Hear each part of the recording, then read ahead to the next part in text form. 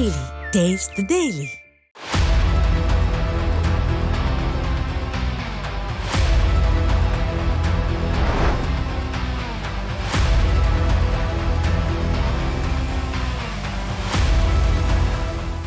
மக்கள் அனைவருக்கும் வணக்கம். சொல்லியடி நிகழ்ச்சிக்கு உங்களை வரவேற்கிறேன். இன்று நம்முடைய நிகழ்ச்சியில் அதிமுகவிலிருந்து திரு சிட்கோ சீனு அவர்கள் இணைந்திருக்கிறார். வணக்கம் சார். வணக்கம் சார். கரூரில் கூட்ட நெரிசலில் சிக்கி 41 பேர் பலியாகியிருக்காங்க.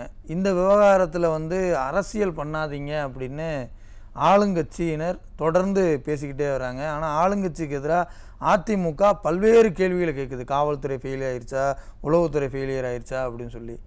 என்னதான் சார், எதனால்? அதாவது அண்ணா திராவிட முன்னேற்றக் கழகத்தின் பொதுச் செயலாளர் மதிப்புக்குரிய எடப்பாடியார் அவர்கள் வைக்கின்ற கேள்விகள் அத்தனையும்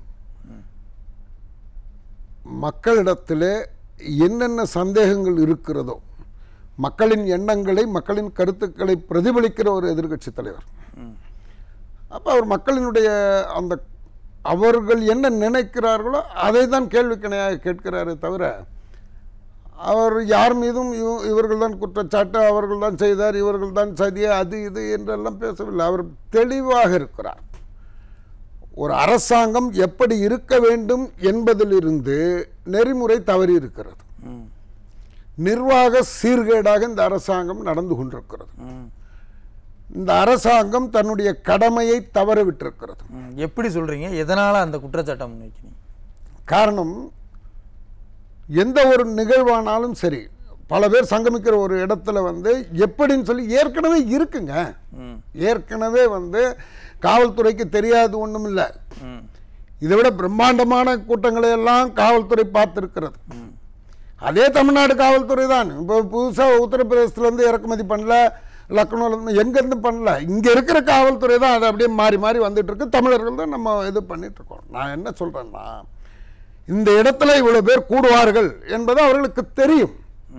அந்த மாவட்டத்திற்கு எதுக்கு காவல்துறையில் காவல்துறை தலைமை அவர் டிஜிபி, அதுக்கப்புறம் ஏடிஜிபி, அதுக்கப்புறம் ஜேசி, அதுக்கப்புறம் ஏசி, இப்படியெல்லாம் ஏன் பிரித்து வச்சுருக்காங்கன்னா, அந்தந்த ஜோனலில் என்னென்ன இருக்குது, ஏது எது இருக்குது அப்டேட் கொடுத்து, இந்தந்த இடத்துல இது நடத்தினா சரியாகுமா, அது கோவில் திருவிழாவானாலும் சரி, கட்சி மீட்டிங் ஆனாலும் சரி, அதற்குரிய வழிமுறைகளை வகுப்பதோடு நிற்காமல், நிபந்தனைகளை விதிப்பதோடு நிற்காமல், தன்னுடைய கடமையை முதல்ல செய்யணும் அரசாங்கம். அதிலிருந்து இந்த அரசாங்கம் பின்வாங்கியிருக்கு. இன்றைக்கு நேற்றல்ல, திராவிட முன்னேற்றக் கழகம் எப்பொழுதெல்லாம் ஆட்சிக்கு வருகிறதோ அப்போதெல்லாம் தமிழகத்தினுடைய மக்களின் பாதுகாப்பு, குறிப்பாக லா அண்ட் ஆர்டர், சட்டம் ஒழுங்கு, அதில் பாதாளத்திற்கு சென்ற வரலாறு தானே தவிர, அண்ணா திராவிட முன்னேற்றக் கழகம் நான் இதை அரசியல் ரீதியாகவோ அல்லது அதிமுகவுக்கு வாக்கு கேட்டோ இந்த கருத்துக்களை சொல்லவில்லை.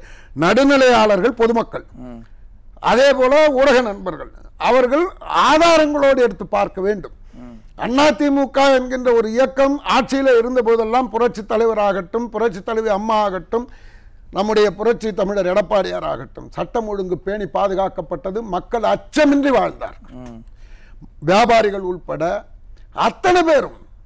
ஆனால் திராவிட முன்னேற்றக் கழகம் என்கின்ற தீய சக்தி என்ற அன்னைக்கே புரட்சி தலைவர் சொன்னார். அது என்னைக்கெல்லாம் ஆட்சிக்கு வருதோ அன்னைக்கெல்லாம் மக்கள் உயிருக்கு உத்தரவாதமற்ற நிலை தான் இருக்கிறது. ஆனால் இந்த ஒரு கூட்டத்தை பொறுத்த வரைக்கும் இது லா அண்ட் ஆர்டர் இஷ்யூ இல்லைங்க சார். கூட்ட நெரிசலில் சிக்கி இறந்துட்டாங்க. இது ஒரு விபத்தாக தானே பார்க்கணும். நீங்கள் சட்டம் ஒழுங்கை பேணி பாதுகாத்தாலே அதுக்கு கீழே மக்களுக்கு ஒரு அச்சம் இருக்கும். அதாவது அவங்களுக்கு நீ இப்போ இந்த இடத்துல இவ்வளோ பேர் கூடுவாங்கன்னு சொல்றீங்க, அந்த இடத்துல தானே அதிமுக கூட்டம் நடத்திட்டு நம்முடைய பொதுச் செயலாளர் வராரு. அதே இடம் தானே. இத்தனைக்கும் பார்த்தீங்கன்னா ஒரு தொகுதி அவர் வந்தது அந்த அந்த ஒரு தொகுதி தான். ஒரு தொகுதிக்கு 20,000 பேர் 22,000 பேர் வரான்னா, இவங்க அந்த மாவட்டத்துக்கு ஒரு இடத்துல பேசுறாப்புல. அது 4 தொகுதி இருக்கு, 10 பக்கத்து இது எல்லாமே சேர்த்து. அப்ப நீங்க என்ன பண்ணுவோம், நீங்க ஸ்ட்ரிக்டா இருங்க. மக்கள் தானே கேட்பான். மக்கள் நீங்க அசம்பாவிதம் நடந்துச்சு வருத்தப்படுறதை விட, நடக்கிறதுக்கு முன்னாடி என்ன செய்யணும்? 20 லட்சம் பேர்கிட்ட புளோட்டிங்கோட சேர்த்து மதுரையில் மாநாடு அதிமுக நடத்துது. எவ்வளவு கட்டுக்கோப்பா நடந்துச்சு. அந்த அந்த ஒரு கட்டுக்கோப்பு கட்சியிலையும் இருக்கணும், அரசாங்கத்துக்கிட்டையும் இருக்கணும். அரசாங்கத்துக்கு முழு ஒத்துழைப்பு கொடுத்து நடத்தணும். நம்ம நீங்கள் எங்களுக்கு தான் கண்டிஷன்ஸ் பயங்கரமாக போட்டீங்க, அதே கண்டிஷன்ஸ் இவங்களுக்கும் தான் போடுறீங்க. நீங்கள் என்ன பண்ண, நேரம் ஆக ஆக ஆக காலையில் 9 மணிக்கு 5000 பேர் இருந்தது, அதுக்கப்புறம் வந்து 6000 8000 சொல்லி வெயில் ஏறுற மாதிரி ஏறிட்டு இருக்கு. அப்போ நீங்கள் என்ன பண்ணணும், உஷாராகணும்.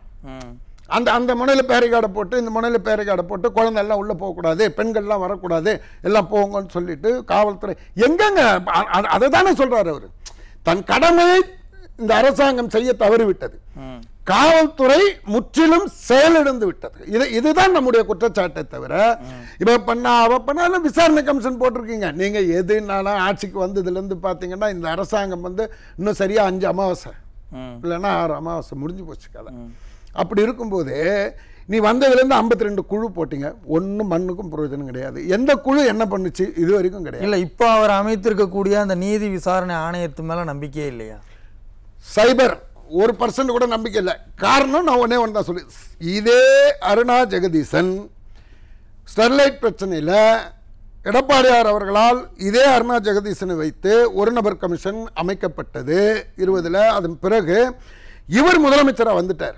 வந்த பிறகு 2021 இவர் முதலமைச்சராக வந்த பிறகு இவர்கிட்ட தானங்க அறிக்கை கொடுத்தாங்க. நடவடிக்கை எடுக்காத ஒருத்தர்கிட்ட வந்து இவங்க அறிக்கை கொடுத்தாங்க. அந்த அறிக்கை என்னாச்சு? ஏங்க நாளைக்கு அந்த அம்மாவே ஒரு இது விசாரிச்சு சொன்னா கூட இந்த கேள்வி வருங்க. அவங்க கொடுத்த அறிக்கை போன வாட்டி கொடுத்தாங்க, அதில் குற்றம் சுமத்தப்பட்டவர்கள், இந்த நிலைக்கு அங்கே சம்பவத்திற்கு காரணமானவர்கள் 17 பேர் குற்றச்சாட்டுறாங்க. அதில் மெயினாக இவங்க இந்த இதே அருணா ஜெகதீசன் குற்றம் சாட்டப்பட்டவர்கள் தான் சங்கர் ஜிவால். என்ன நடவடிக்கை எடுத்தீங்க? ப்ரொமோஷன் தான் கொடுத்தீங்க இவங்களால். அப்போ அந்த ஆணையம் விசாரிக்கப்பட்டு உங்களை கொடுத்து குப்பத்தொட்டில் தான் இருக்குது அந்த அறிக்கை.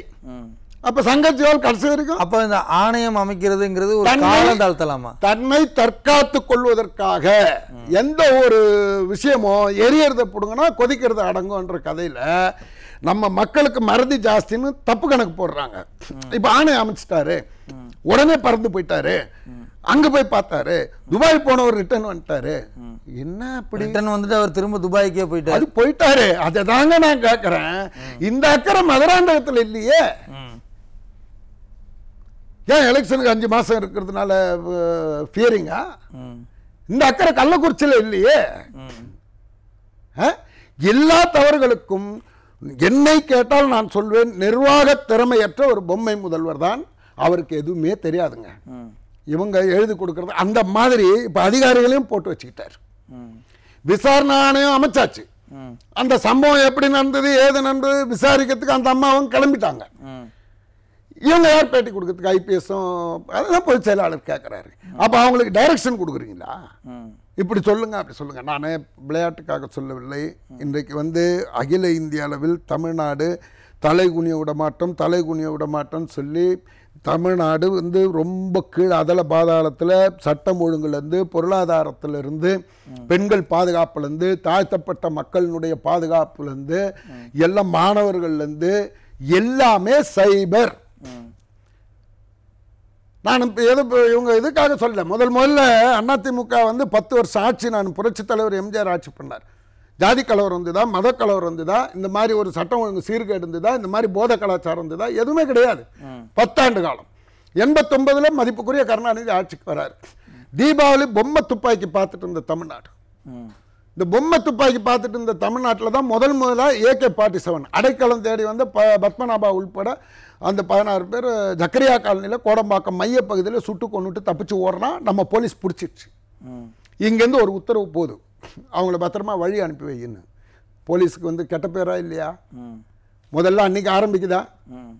அமைதியாக இருந்த இடத்துல துப்பாக்கி சூடு. 89 சம்பவம். அதுலேயே நிறைய நடந்தது, அது விடுங்க. அதன் பிறகு 91லேருந்து 96 நான் கேட்குறேன். அண்ணா திராவிட முன்னேற்ற கழகம் மக்களால் தேர்ந்தெடுக்கப்பட்ட அம்மாவினுடைய ஆட்சி.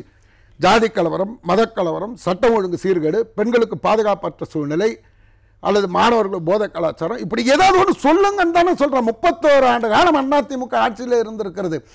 91 to 96 இன்னும் சொல்ல போனால் உலகமே வியக்கக்கூடிய அளவிற்கு ஆட்சி நடத்திய கட்சி அதிமுக. ஆட்சி நடத்திய தலைவர்கள் அன்னைக்கு 92 டிசம்பர் 6 நான் என்ன சொல்கிறேன், இவங்களும் சரி கிடையாது, இவங்க கூட இருக்க கூட்டணி கட்சியும் சரி கிடையாது. இவங்க எல்லாருமே அவர் சொன்னார், செல்வ பெருமை ஒட்டு போட்ட சொக்காருனாருன்னா 10 கட்சிக்கு போயிட்டு வந்தால் 10 கட்சியோட வண்ணம் உன் மேலே இருக்குது, அதுதான் ஒட்டுன்னு சொன்னார். தவிர நம்ம புரட்சி தமிழர் அவர்கள் இவர்கள் இவங்க கூட இருக்கிற கட்சியும் அதே தான். அன்றைக்கி 92 டிசம்பர் 6 பாபர் மசூதி இடிக்கும்போது இந்தியாவே பற்றி எரியுது. எங்கே பார்த்தாலும் மதக்கலவரம், அடக்கவே முடியலங்க. ஆந்திராவில் அலறி அடிச்சுட்டு ஓடுறான், கர்நாடகாவில் கதறிட்டு ஓடுறான், பீகாரில் மக்கள் பீதி அடக்க முடியல, உத்தரப்பிரதேசத்தில் மக்கள் சிந்திய உதிரத்துக்கு அளவே கிடையாது.